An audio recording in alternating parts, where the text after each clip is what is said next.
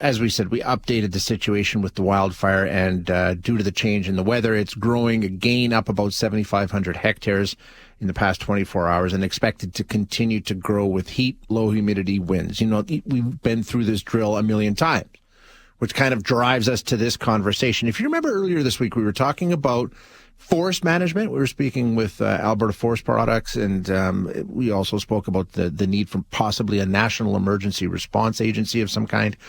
Tesla Jim called in. You know Jim, he phones all the time, and he said, you know, in a way, I wouldn't even hate the carbon tax as much as I do if it went to stuff like this, things like forest management, preparing to manage the inevitable outcomes of climate change, be it fires, floods, storms, whatever it is, right?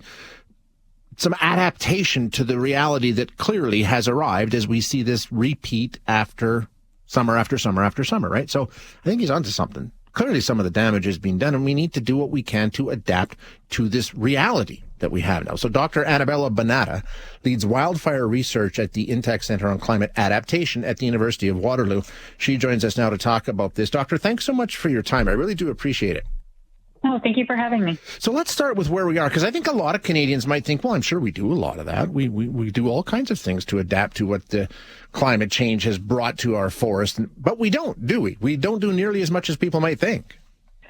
That's the thing. I think, we hear a lot about climate change and initiatives that are happening, and there's a lot of great stuff happening, but when it comes to preparedness, we just haven't done enough.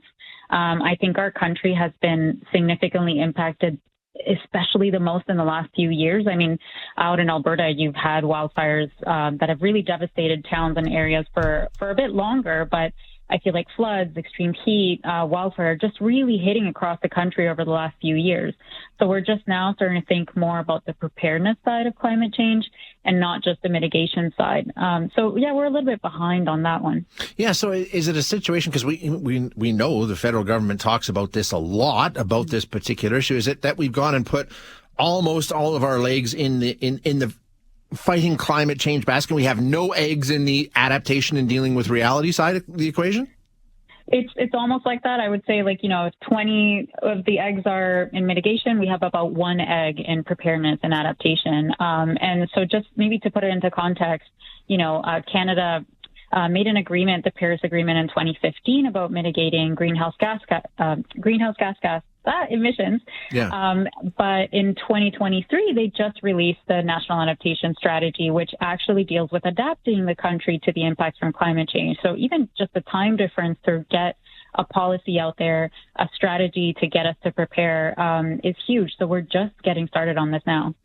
And you make a really interesting point in the article that you wrote for the Globe and Mail. All the work that we do in fighting the emissions, and okay, I'm on board. I don't have a problem with that. But we undo it every wildfire season as we release tons and tons and tons and tons of carbon into the atmosphere. That's the important thing to remember.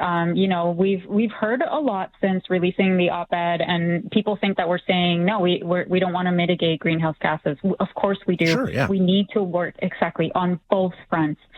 In the meantime, though, wildfires are burning, and they are getting bigger. And last year, the amount of carbon that they released outpaced everything, globally. We released such a large amount that we made a dent at the global level. So we need to do something. We really need to start adapting better, managing forests better, which I think a lot of that is being done. I don't want to make anybody think we don't think that, but absolutely more needs to be done. And in doing more adaptation measures, in investing more on that side, we actually are helping the mitigation side, because those wildfires will be smaller. Sure.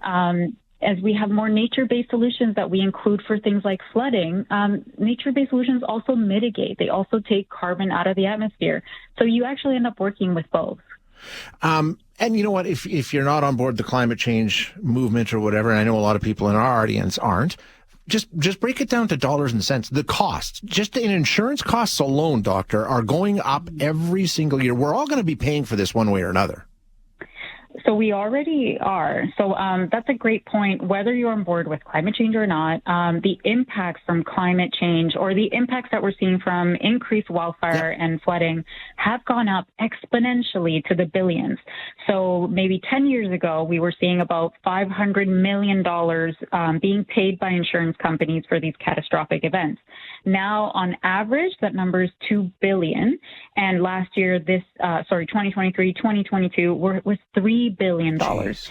So that's in insured losses. And we know that for every dollar of insured loss, there are $3 to $4 that are paid for by everyone else. So taxpayers, we're paying $12 billion in the last couple of years for these catastrophic events. So we're already paying, and that's what I really want people to understand. Yeah. I mean, and that's just an astronomical amount of money. It really is. So what's the better way here? I mean, like you say, neither you nor I are saying let's abandon all, emissions fighting things that we're doing. No, that's great. But we got to pay attention to how we adapt and try and minimize the impact of this as much as we can at this point, right?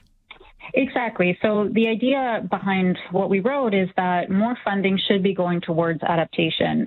If we can take some of the mitigation funding, sure. But if the government had unlimited funding, let's keep all the mitigation funding. Let's take more funding for adaptation.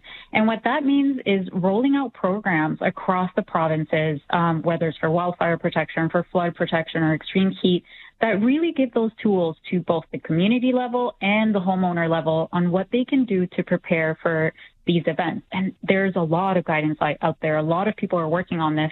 It's just not being implemented, or people are not receiving the education. They don't understand that there's so much that they can do. And like just a quick one, for example, with wildfire, it's just clearing out debris from your home. That's one simple thing that you can do today. So remove anything that's combustible up to 10 meters away from your home. Get rid of those dry leaves on your roof, on your gutters. And all of this will start to help you increase the resilience of your home so that it doesn't burn down. Yeah, simple things, and like you say, the programs are there. We've talked about it. It's just like you say, and they're not getting through to enough people, and we're going to pay the price for it ultimately, as we've talked about.